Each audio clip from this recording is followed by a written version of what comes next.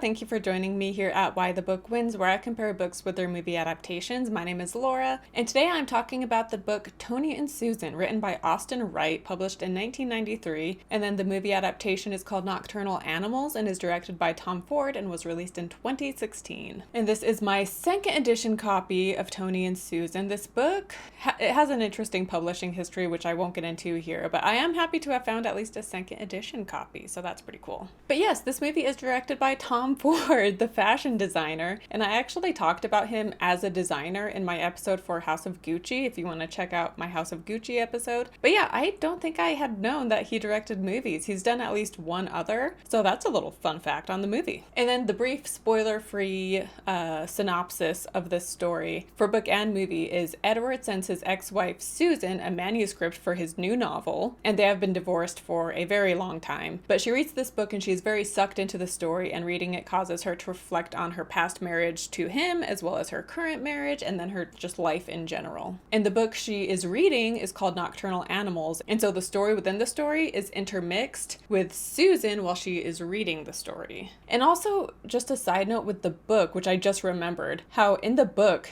at the beginning Susan says how she likes to read because it makes her think of something other than herself and it's a way to escape herself, and yet when she reads Nocturnal Animals it makes her reflect deeply about herself.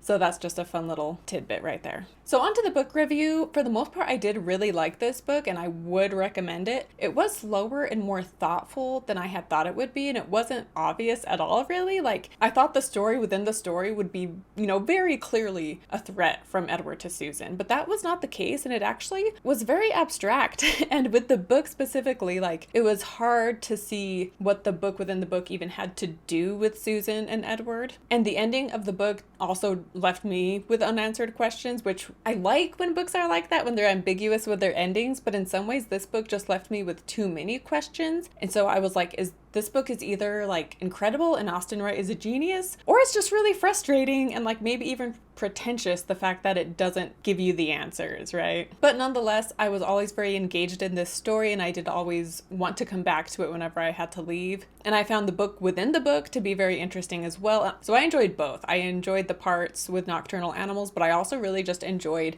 hearing Susan's inner thoughts and her fears and hearing about her life with Edward and her life with her current husband. And I just loved all of it. And overall, I just, it was a great reading experience, and it's definitely one that has stuck with me because I am still trying to make sense of it. And it is pretty dark at times, so I would want people to just have a heads up about that aspect of it before going into it. And then onto the movie review, which, by the way, this movie was recommended to me by my brother, the same brother who recommended Enemy, which is another Jake Gyllenhaal movie which I covered based on the book The Double. And both The Double and this one, Tony and Susan, are very thought-provoking and confusing and great ones to like read with other people so you can try to discuss it and understand it. And unfortunately, I don't personally know anyone else who has read Tony and Susan or The Double, so I wasn't able to actually have a conversation with anybody about either of these books, and yet they left me with so many questions. So if you have read either of these, comment down below. I mean, with The Double, you can comment on my video for The Double, but if you have read Tony and Susan, please, I want to hear your thoughts down in the comments once we get into the details of the plot. There is one specific question that I have that I just would love someone to tell me the answer to because I cannot figure it out. But anyway, so if you want another weird, confusing movie and book with Jake Gyllenhaal, check out The Double/Enemy. And thank you to my brother for having recommended both of these interesting movies. So overall, this movie just has a very foreboding vibe to it, and it does get dark, similar to the book. So for that reason, it's not one I would recommend to just anybody, but to the right person, I would. The beginning is also pretty jarring. So it's like the first few minutes of the movie, there is a plus-size woman dancing naked, so that was just unexpected. So be aware of that if you go into this movie. But the acting is superb, and we do get some incredible performances from some of my favorite actors. We have Jake Gyllenhaal, like I said, then we have Amy Adams, Michael Shannon, who I love, as well as Aaron Taylor Johnson, who I semi-recently talked about in Bullet Train, if you want to check out my Bullet Train episode. And then I thought there were also some really cool shots, which I expected it to be an aesthetically pleasing movie because it is Tom Ford, and he had nothing to do with the costume designing of this movie. He left this up to the costume designers. But I thought it was still it had some cool cinematography and some cool shots. And there were changes made to the story for the movie that helped the movie make more sense. And so I can appreciate it for that aspect. Like, I like that it made more sense. And I don't know if the changes they made would fall in line into what Wright intended with the book, because he passed away in 2008, I believe. So we don't know what he thinks of this movie and how it aligns with his story. So as far as the book goes, we are just left to our own devices because he is no longer around and he can't say if the movie got it right or not. But overall, I did enjoy this movie. But going forward, as I get into the details of the book and the movie, there will be spoilers for both book and movie. And this is a book and movie, I would say, that you do want to go in not knowing the details, because it is better when you go in not knowing. So if you're interested in the book or the movie, go do that first and then come back, watch this episode, and tell me how you interpret either the book or the movie. And I'm going to talk about the story in chronological order. So the book and the movie aren't told chronologically, but just to make it easier to talk about, I'm going to start with Edward and Susan when they were dating and married and their divorce, and then move on to the story within the story, and then move on to Susan after she finishes the book. And I will start with talking about the book first, and then move on to the movie, and then I'll have a segment where I'm talking about both of them together. So Susan and Edward had been neighbors growing up as kids in the town Hastings, and when Edward's father dies, I guess his mom had already died, I'm not quite sure. Anyway, his dad dies, and so Susan's parents kind of take him under their wing, and he almost becomes a foster brother of sorts. And then years later, once they're in college, they meet up again in the city, just like coincidentally. And both of them are currently in relationships, but they're like rocky relationships for whatever reason, and so she and Susan end up spending a lot of time together. And she finds out that Edward is a virgin, and she tells him like he shouldn't be so uptight about sex, and so the two of them end up having sex. And Susan sees it as just like, something to do just to get Edward, because he's kind of an uptight person, so she's just kind of doing it. However, they inevitably start dating, and then they get engaged and are married. And Susan's mom loves that they are together, and she calls them childhood sweethearts. And so Susan is a teacher while Edward is studying law. However, he drops out because he wants to become a writer. And so then it is on Susan to be earning the income for both of them. And they live in an apartment complex, and they meet another couple that lives there called Arnold and Selena. And there is a month where Edward is gone for a month. He's in a cabin just trying to write his book. And while he is gone, Arnold comes to see Susan, and he's like, I need your help. Selena is having an episode, quote unquote. And so she goes to help Arnold because Selena is in the bathroom with a carving knife, and it turns out she's just a bit unstable. And so Selena is sent off to a mental institution hospital. And while Selena and Edward are gone, Arnold and Susan begin an affair. However, once Edward and Selena each return, Arnold and Susan stop seeing each other. But at one point, and Arnold kind of has stopped being in contact with Susan. However, at one point he does let her know that Selena knows about their affair. And so once she finds out that Selena knows, she debates on how she's going to tell Edward. And so she kind of thinks about this for a while. What's the best tactic to go about this? But then one day they're having a disagreement about his writing, and she says how his writing is like all they ever talk about. So they're talking about his writing, and then as they are in this disagreement, it comes out that she'd had an affair. And she tells him, it means nothing. I'm not in love with Arnold. It was just a fling or whatever. And he doesn't ask if she still loves him, but she makes a point to be like, I love you. I don't love Arnold. You're the one I love. And then he repeatedly asks, like, do you want a divorce? But she assures him that no, she does not want a divorce. And then ironically, soon after she tells Edward about her past affair and how it has come to an end, soon after that, she and Arnold start up the affair yet again. And ultimately, Edward is actually the one that tells Susan they should get a divorce, not because of the infidelity, but he says that she doesn't respect him as a writer. And he says that it's not fair of him to ask of her what he needs from her. And so that's the reason they end up getting divorced, because Susan, she was kind of like hemming and hawing, going back and forth, couldn't decide what to do until Edward is like, just get a divorce. And then Arnold and Selena also get a divorce, and Selena just permanently lives in the mental institution. And then Edward later on gets married and has his own family. And so to move on to Susan and Arnold now. So when Susan and Arnold were having an affair, Arnold talked about how like what a ridiculous thing jealousy was, and how sex with someone other than your spouse isn't something that should be made a big deal, essentially. And so given his thoughts on this, it's not surprising that once he and Susan were married, he had affairs when they were together as well. I believe there's multiple affairs, but in the book, we only hear about one specific woman that he's sleeping with, and it just causes her to be very wary of Arnold, of course. And she also feels like she has given up a lot in her life in order to support Arnold in his career. Like she's just a teacher at a community college, a part-time teacher, and for the most part, she's just very much a housewife looking after their children, and it talks a lot about about her, cleaning the house and doing the grocery shopping and all of that stuff. And in the end, there's a part where she's reflecting on her life and she's thinking how her feminist friends would have been so disappointed in her. And she thinks how she fights for every woman's rights except her own, because she just lets Arnold be the boss and goes along with whatever he needs. And so Edward, like I said, he was more uptight, whereas Arnold is just more loose.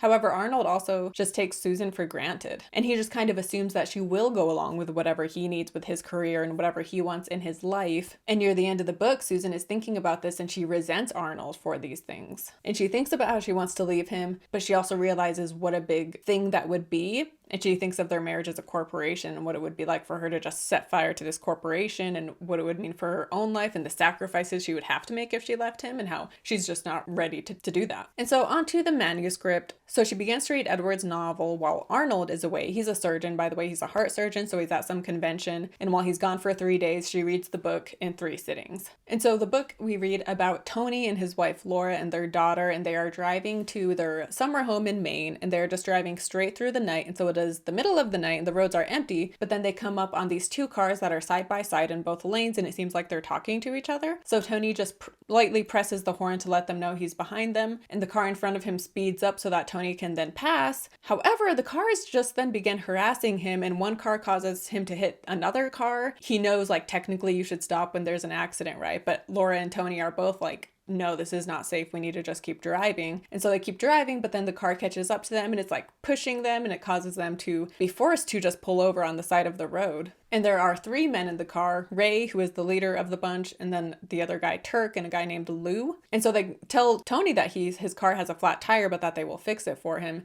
And even though they're fixing his flat tire, they are just being like very threatening and rude and scary. And obviously the wife and daughter are very scared, but so is Tony. And the daughter is also talking back a lot to the men and expressing how she doesn't trust them, essentially. And then after they fix the flat tire, Ray says that they should go to the nearest police station and report the accident they had. And so Tony agrees to this. However, rather than letting Tony and his family drive together, they instead take the daughter and the wife, and they take Tony's car, and 2 of the men drive off with the wife and daughter, leaving Tony with this other guy, Turk. And then Turk has Tony drive, and he's acting like he's guiding him to where the police station is, but really he just takes him into the middle of the woods, and he kicks him out of the car and then drives off. And then a while later, he comes back and he's calling to Tony, being like, hey, like, your wife and daughter want you. Where are you? But Tony is too scared to come out, and he stays in hiding. And so the next day, Tony is in contact with the police, and the main guy in charge is a detective called Bobby Andes, and so he's in charge of Tony's case. And so they take Tony and they kind of retrace his steps from the night before. And there was this trailer Tony had seen when he was driving with Turk. And as they approach this trailer area, they end up finding the bodies of his wife and daughter. And so after this, Tony returns back home where he is a college professor, and we just see him struggle to return to daily life, of course. And people feel bad for him, but they also just feel very awkward around him. And he is very lonely, but he also struggles to connect with other people. And there's a fellow teacher as well as a graduate student who both seem to be into him, but he doesn't, make any moves with either of them. And the teacher, by the way, is already married. But it's nearly a year later when Bobby Andes calls him and asks him to drive back up to help identify one of the men, because there was a grocery store robbery and one of the guys died, but the other 2 were let out, and he thinks one of them is Ray. So he wants Tony to drive up and identify Ray, who was like the ringleader of the 3 men. And so Tony drives up and they get Ray and they get him in Bobby Andes' car, and they're talking to him, and Ray just denies knowing Tony. He denies the whole thing, but they take him to the trailer, but Ray is still denying it. However, Tony does punch him, and then Ray ends up being arrested. And so Tony drives back home just feeling good about having punched Ray, and about Ray being in prison, and about an upcoming trial where, Ray will officially be sent to prison for this. And like I said, he's feeling good, and so he goes to a party where the teacher is at, but decides not to pursue that. He then goes to a party where the graduate student is at, and he and the graduate student begin dating. And she actually had been dating someone else, but she leaves the other guy to get with Tony. And so he and this graduate student are dating, and then not long after, Bobby calls yet again to tell him, like, hey, Ray was released from prison. They decided they didn't have enough evidence, so the whole case has been thrown out, but you should still drive up here because I have something I want to tell you. So Tony drives back up yet again, and he gets takes lunch with Bobby, and Bobby tells him that he is dying of cancer and only has like 6 months left to live. And he says this as if Tony already knows about this, as if he's already told Tony. But Tony is like, wait, what? Like, I don't remember you telling me you were dying of cancer. But Bobby is kind of a loose cannon. Plus, because he's dying of cancer, he's just kind of wanting to go rogue. And he's like, hey, like, if you're serious about this, we can get... So Lou already died. He died in that grocery store accident. But he's like, we can get Turk and Ray, and we can threaten them and get them to confess, do things illegally. And so they end up getting Ray, and they go to Bobby's cabin. And in his cabin, there's a woman there when they show up, and Bobby hadn't expected her to be there, but he's just kind of like, whatever, we're doing police business. Even if she's here to see it, whatever. And so then he leaves Ray with Tony and this woman, and he goes to get Lou, the other guy, involved. And while he is gone, another woman shows up named Susan, and she is Bobby's niece. She was kicked out of her home, and when she's been kicked out, she comes up and stays with Bobby. And so we have these two women here while Tony and Ray are talking, but Ray still denies having anything to do with Tony's family. And then Bobby comes back and he has Lou with him, but then Bobby keeps on being sick because he has food poisoning, plus he has cancer. And so at one point he has to leave to go throw up. And so he gives Tony his gun and he goes around back. And then while Bobby is gone, Ray and Turk try to escape, and Tony just kind of freezes and he doesn't do anything with the gun. And so Bobby rushes in and he grabs the gun from Tony and he shoots Turk, and Turk ends up dying. But Ray gets away. And so obviously this whole thing had been illegal. And so Bobby is like, okay, we got to come up with a story. He's talking to Tony and the two women. And one of the women was named Susan. I don't know if I mentioned that. But anyway, so he tells them, okay, we're going to make up this story and this is what we'll tell the cops. And they're like, okay. And he tells Tony to go get this fellow cop, and he and this fellow cop can find Ray. However, when he's going to get the cop, he ends up seeing Ray anyway, and he's walking towards the trailer. And so he ends up just going to the trailer himself to see Ray. And while he is there with Ray, the two of them have this showdown, and Ray finally confesses that yes, it was him, and yes, he did kill the wife and daughter. He tells Tony how killing can be fun once you get used to it, and he also says how the wife and daughter had been quote unquote asking for it. Tony there then ends up shooting Ray, and Ray dies. However, Tony is hit and blinded in the process, and so he gets knocked out, and when he comes to, he is blind. He is stumbling out of the trailer, and then he's hiding in the woods, and he hears the cops show up, but he doesn't want to say anything because Bobby Andes, like I said, is kind of a loose cannon, and what he had done was illegal. And so Tony is like, I don't know what they told. He could have pinned Turk's death on me, so I don't want to say anything until I can see Bobby and figure out what's going on. So he's just hiding out, and then he has a gun and he cocks it, and basically he ends up accidentally shooting himself and he dies. And after he shoots himself, we then have the sequence where it's like a dreamlike sequence where he meets up with the cops and they give him his car and he drives to his home in Maine, which is where they had been driving to in the beginning of the story. And so he arrives at his home in Maine and he goes to the back in the river or the lake or whatever, and his wife and daughter are swimming in the lake, and they're like, hey, what took you so long? Come on, jump in, the water's nice. Actually, they might have said the water was cold, but they tell him that he should jump in and join them, and that's how the book within the book ends. And so after reading the manuscript, Susan is very excited to talk to Edward about this book because she liked it much more than she thought she would. And he says he will call her when he is in town, but it's nearing 3:30 and he hasn't called yet. So she calls the hotel, and the hotel says that yes, he has checked in, but he's out right now. And so she leaves a message, asking him to call her. And the night goes on and he doesn't call her. So she calls again at 9:30 and they say he is still out. And so she leaves another message for him. And then the night goes by and it's the morning time and she hasn't heard anything from Edward still. And so she calls yet again the hotel, and they tell her that he has checked out and left. And so then Susan contemplates why Edward sent her the manuscript to begin with and why he snubbed her. And she starts to think that maybe he sent her the novel out of revenge or spite, which was something she hadn't considered before. And also in the note, he tells her he wants her to read the book because he feels there's something missing and he thinks that she might know what's missing. And so she reflects on this and she's like, yeah, I do know what's missing, but she doesn't say what it is. But after being snubbed by Edward, she writes him this lengthy letter, which we don't read. We just hear that it's a lengthy letter telling him what she likes, what she doesn't like. But then she ends up throwing that away, and instead it says she thoughtlessly writes a note saying hi Edward, I read your manuscript. Sorry it took me so long, because it took her 3 months to get around to reading it. So she's sorry it took me so long. Call me if you want to know what I think about it. And then she mails off that note. And that is the end of the book.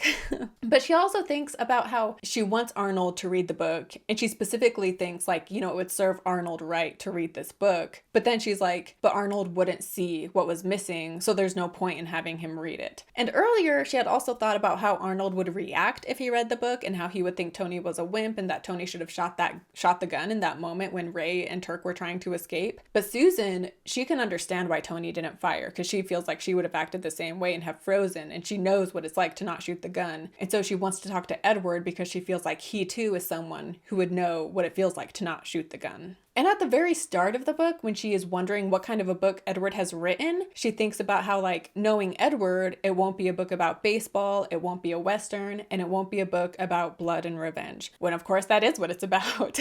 And like I said, it also took her 3 months to read it. So he sent her a letter being like, you've always been my best critic, and I've written a new novel, and I think it's really good, so you should read it, but I think there's something missing. You might know what's missing, so are you interested in reading it? She replies and says yes, and so then he sends the manuscript, and then they don't have contact for 3 months until Edward's current wife sends Susan a Christmas card, which is what she does every year. But at the end of the Christmas card, Edward wrote a note being like, hey, I'll be in town this day, we should meet up. And so because Edward will be in town, that's what spurs her to finally read the manuscript. And then once she does read it, he snubs her and doesn't even respond. It's interesting because once he sent the manuscript, she almost kind of snubbed him because she didn't contact him for like 3 whole months after he sent the manuscript. So he could have felt like she snubbed him in a way. So that was just an interesting element as well that had me thinking. But as far as like what I think the book means, so if we see Tony as Edward, we could see the death of his wife and daughter as being an example of the pain Susan caused when she didn't believe in his writing and when they divorced. And then you have Bobby Andes, who is like the rough and tough guy and who is willing to do whatever it takes to get these guys, to get the bad guys. And that could symbolize another side of Edward, like the tough side of Edward, who isn't a wimp and who isn't weak and who just gets things done. But then the fact that Bobby also is dying of cancer seems significant as well. And he's also a loose cannon who can't totally be trusted. And then you have the character Susan within the book. And when Susan is reading the book, she thinks of the character Susan as being a ninny, and she's offended that Edward hadn't given the character the same name as her. But then when Edward snubs her, she calls herself a ninny, the same word she had used to describe the character. And that character, she's just kind of there and doesn't do anything, and it's like maybe a bit of a ditz in a way. So is that how Edward sees Susan? Or what was his reasoning for giving the character the same name as Susan? And then as far as who Ray and the bad guys represent, you could say Ray represents Susan. Ray blinds Tony, and in the book, Edward had told Susan that to write was to see and to not write was to go blind. And she asks him to stop, and he's like, that would be like going blind. And she also says how when she asks him to stop writing, he says that like, that's like asking me to kill myself. Like that's like asking me to end my life to not to write. So the fact that Tony goes blind and does end up killing himself, like, is that representation of Tony not writing, about Susan wanting him to stop writing and her doubts and her lack of respect for him as an author. But then we get kind of that happy ending where he is reunited. He gets his sight back and he is reunited with his wife and daughter. So is that symbolic of him getting his life back on track and becoming the amazing writer he is once he remarries and has his own family, right? After Susan. And then, like I said, the whole aspect of how Edward says there is something missing from the book and he thinks Susan will know what's missing. And at the end of the book, she says she does know what's missing, but how Arnold wouldn't see it. And I just don't know what that means. Like, what was missing from the book? What would Arnold not see? Like, I have no idea what they were talking about with that. And it's driven me crazy. I've been trying to figure it out. So if you know what they're referencing, please let me know. Because I don't know. As far as their relationship goes and their past, I've been trying to connect that with the story to figure out what's missing from the story. But yeah, I have no idea. And it's so frustrating. So if you have the answer, please tell me. I would really appreciate it. But to move on to the movie now, so beginning with Edward and Susan's relationship. So in the movie, Susan and Edward again had known each other as kids, and his dad had died, and he talked about how nice her mom was to him when his dad had died. But I don't think he had like lived with them the way he had in the book. But they talk about how her brother was like best friends with Edward, and how her brother like years later ended up coming out as gay, and so her brother had a crush on Edward. Meanwhile, Edward had a crush on Susan. And so they meet up coincidentally in New York when they're in college, and they go out on a date and they really, are clicking, and Susan asks him back to her place and he is very surprised at how forward she is. But from there they get engaged, and we see Susan's mom, who is just very uppity and high class, quote unquote. And she doesn't like that Susan is going to marry Edward because she thinks he is weak and he doesn't have much money and he's not good enough for Susan, basically. And she predicts that Susan just won't be happy with him in the long run. But Susan and Edward marry nonetheless, and we see her critiquing his work, and she tells him, like, she finds his work boring, and she tells him that maybe he should stop writing about himself. And he's like, every writer writes about themselves. Like, you just can't help it. And as her mom predicted, Susan does get unhappy, and she just is like, is this all there is? Like, I want something more out of life, essentially. And she meets this guy named Hutton, and she and Hutton begin an affair. And then she tells Edward she wants a divorce, and Edward like wants to hold on to the marriage, and he's like, no, we can make this work. And he asks her if she still loves him, and she says, I do, but I just can't be with you. And at the end of the movie, it is revealed that she had been pregnant with Edward's child, but in order to cut ties entirely, she ends up getting the child aborted, and she feels horrible, and she's like, I don't ever want Edward to find out. However, when she's leaving the clinic, Edward is there standing in the rain, and he sees what has been done. And so in the present day, we see Susan, how she is very rich, and she is very elegant, and she wears a lot of dark makeup, and she works in an art gallery, and she lives this elegant life, but it's also just a very empty life, and she seems dissatisfied, and she confides in a friend how like she doesn't enjoy her life and she doesn't enjoy her work. And we see she's still married to Hutton, but his business is suffering. We don't get much detail into what he does, but we know his business is suffering and that he's also having an affair, which she is aware of. And so when she gets the manuscript from Edward, she tells Hutton that she got a manuscript from Edward, and Hutton is like, oh wow, haven't seen that guy in like 20 years. And she corrects him, saying it's actually been 19 years. And then later in the movie, we see her call up her daughter who has moved out, and she just says she misses her and whatever. But for the daughter to have moved out, the daughter is at least 19, right? And if they have a daughter, or sorry, she's at least 18. And if they have a daughter who is 18, that means she and Hutton got pregnant very soon, like right away, which could be the case, of course. But the fact that she corrects Hutton being like, it's been 19 years, like she knows exactly how many years it's been, that makes me think that the daughter was actually Edward's daughter and that maybe she actually didn't get the child aborted. And so but then we see her in the clinic.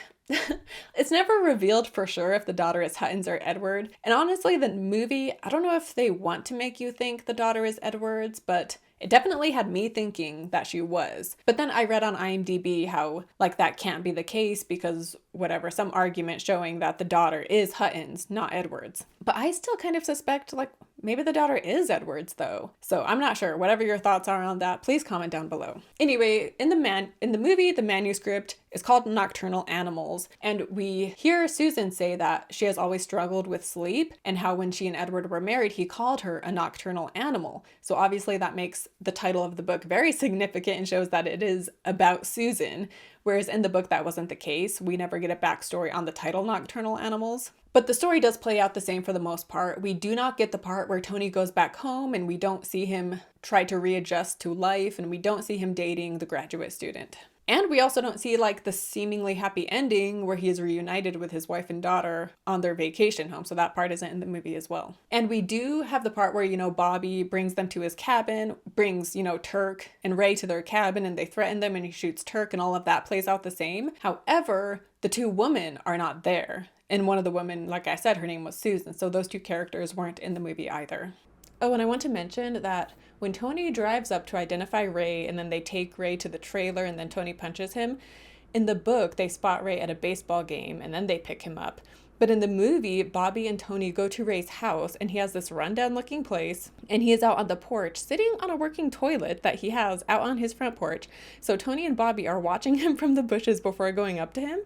And there isn't really like any comedy in the movie, but this part I thought was pretty hilarious. That was not in the book, but I thought that was a pretty funny scene in the movie. And so while Susan is reading the manuscript, she's like drawn in right away. And she emails Edward about like where to meet to discuss the book. And he replies like, yeah, you name when and where and we can meet. And so she finishes the manuscript and she is getting ready and she has on this very fancy dress and she has her heavy eye makeup and lipstick. And we see that she is not wearing her wedding ring. And then we see her arrive at the restaurant which she has chosen, and it is a very fancy restaurant, very high end. And we see her wait there all night long, and Edward never shows up, and we see as it dawns on her what Edward has done, and then the movie ends. And so as far as the movie meaning, so the fact that Susan presumably aborted Edward's baby and left him makes it seem more obvious that the death of Tony's wife and daughter is symbolic of Edward losing his wife and child. And in the movie, we learn that Edward never remarried, so that makes it seem like he never was able to recover from the traumatic way in which she left him. And Susan also calls him weak, which her mom called Edward weak, and she was like, he's not weak, he's sensitive. But then Susan ends up calling Edward weak,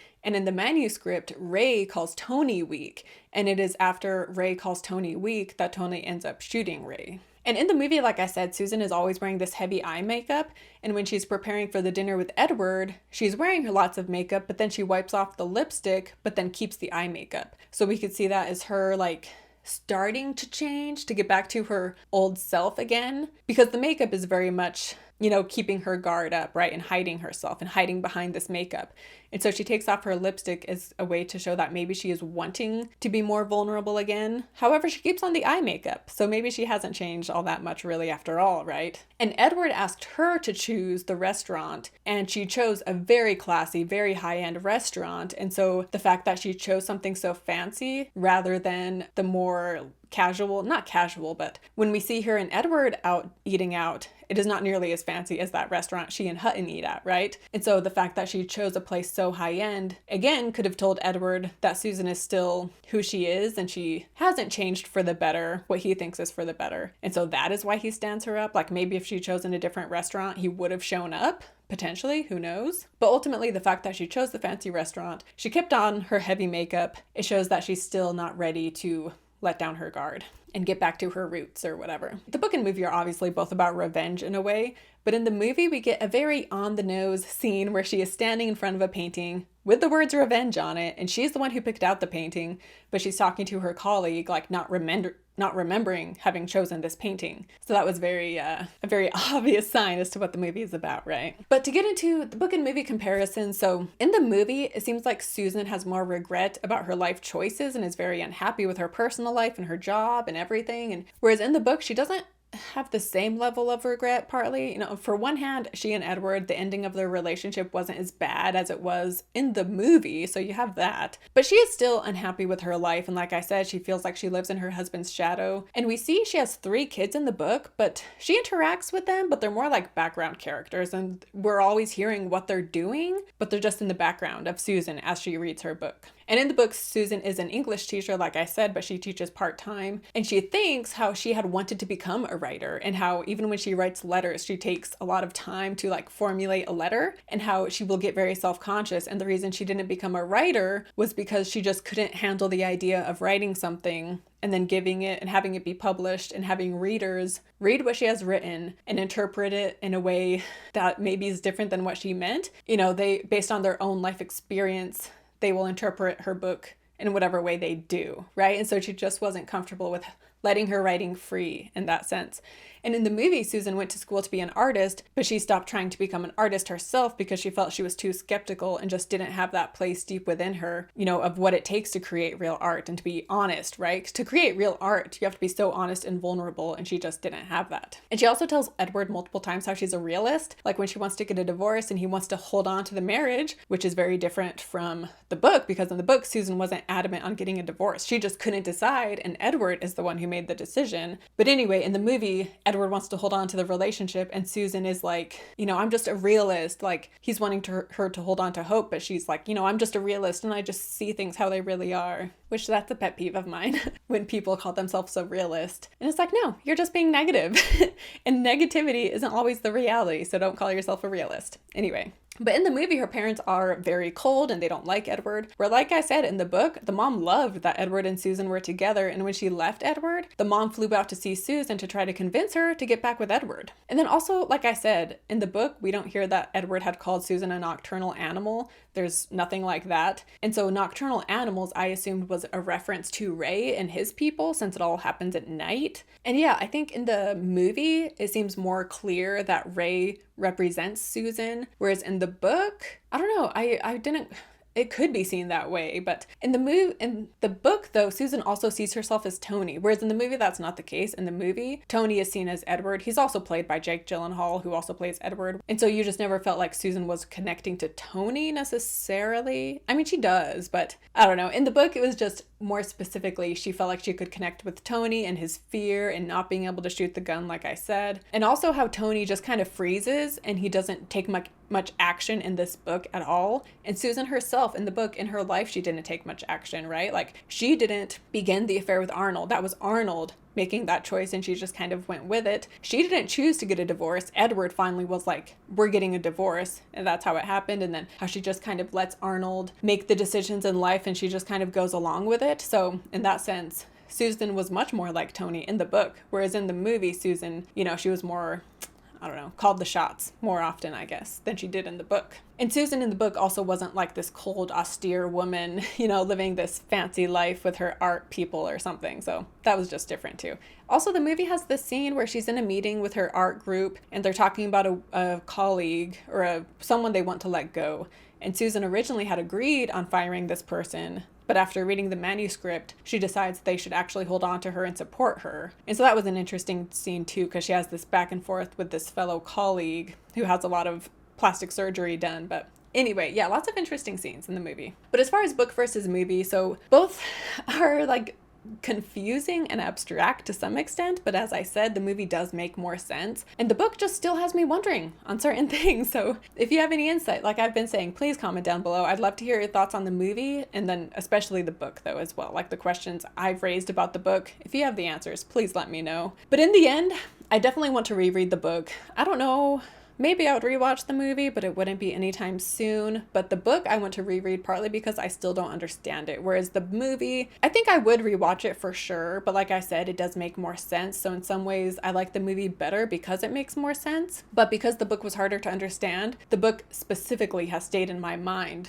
more so than the movie. But the movie is still interpretive, so even though I think it makes more sense, it still is up to a person's interpretation to decide what they mean, I think, for the most part. But yeah, with the book, I also did like all that was said about being a writer and being a reader. I thought that was really interesting. And yeah, just hearing Susan's internal musings and her fears and her thoughts. And in the movie, I like that they don't have voiceover, and there's, like I said, the acting is amazing, and you can see a lot what Amy Adams is feeling based on her expressions and her body language. So she did an amazing job. But with the book specifically, I just really loved knowing her specific thoughts. But the movie is an amazing adaptation. I would definitely recommend it. If you like the movie, you should definitely read the book. As far as which one wins, I'm tempted to say that the book wins, like I said, because it's just gotten in my head even more. But again, the movie is a good adaptation, and I would recommend it to the right person, as I said. Yeah, I'm gonna say the book wins. But honestly, I feel like if I read it again and I finally make sense of it, if what I make sense of ends up being disappointing, then maybe I'll prefer the movie. But because at this point, I'm still not quite sure what the book means. Maybe the fact that it's confusing makes me respect it more for some reason, which, I don't know, can I claim a book is so good when I don't even understand it entirely? Probably not. I don't know. I'm conflicted about both ultimately at the end of the day still, if you can't tell. Anyway, I'm just gonna keep rambling if I don't stop myself, so as I've said a million times, I would love to hear your thoughts down in the comments. Please shed some light on this book for me if you can. Please, if you haven't read it, I would love for you to read it and share your thoughts. But thank you for watching this video. Don't forget to like and subscribe, leave my podcast a rating and review. It would mean so much to me. And yeah, I hope you found this video helpful. I don't know how much I was able to clear things up. I feel like I was still a bit muddled because I myself am still muddled on both of these to some extent. But anyway, like I said, I'm rambling now, so thank you for watching. Don't forget to like and subscribe, and I will see you next time. Oh, and happy Valentine's Day, by the way. I meant to say, I chose this as a funny, dark love story, and that's why I chose it leading up to Valentine's Day. But anyhow, happy Valentine's Day, and I will see you next week. Bye.